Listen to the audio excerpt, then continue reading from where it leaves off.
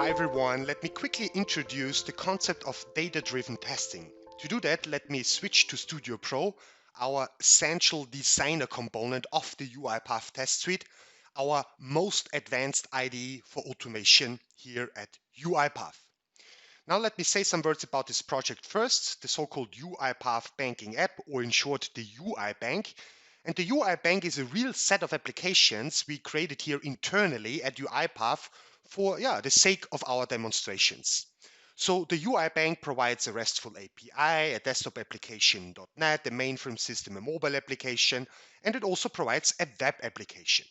So if I expand this node here, you can see I already created some automated test cases for the web application of the UI Bank. Now let's have a look at one of these test cases here. Let's take this one called standard loan. And what this test case does is fairly simple. It just creates a standard loan quote in our web application. So now let's see what this even means, and let's execute this test case. So to do that, just click on Run File. What then happens? Studio minimizes, the robot launches, as you can see in the taskbar. Then we launch our web application, the so-called UI Bank.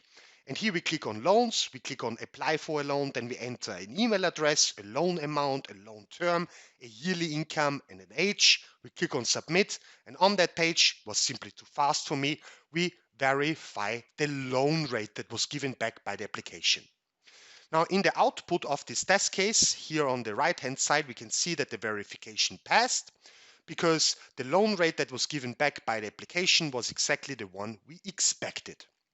Now in that way, you can then create other automated test cases to, for example, create a quote for a high volume loan, or a quote for a long-term loan, or a quote for a mid-term loan, or a loan quote for a very old person, or a loan quote for a very young person. Now, all these test cases are basically redundant from an automation perspective. What makes these test cases different is the fact that they process different data through our web application. Now, what we want to avoid is redundancy in our automation. And for that simple reason, we introduce the concept of so-called data-driven test cases here in StudioPro. So how do you create such a data-driven test case? Well, all you need to do, select a folder, for example, make a right click, select add, and here you go, you can create a data-driven test case. When you do it, just give it a name, click on create, and then you can attach a data source to this test case to make it a data-driven test case. So here you have two options. You can either select a data source that's already part of your project, or you can attach any Excel file that is not part of your project. Now that is exactly what I already did for this automated test case here, data-driven loan.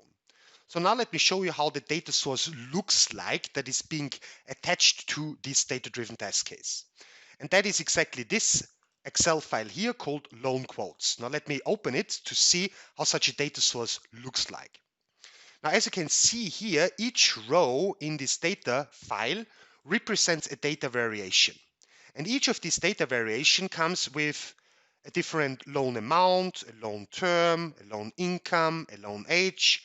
And here we also specify whether the loan is being granted according to the business logic in our application. And if the loan is granted, we also specify the expected loan rate. So this is the data source or the data file that is being attached to this automated test case here called data-driven loan. Now, when we now execute this automated test case, with the run file option, we see that we have an additional option. It's called run file with data variations.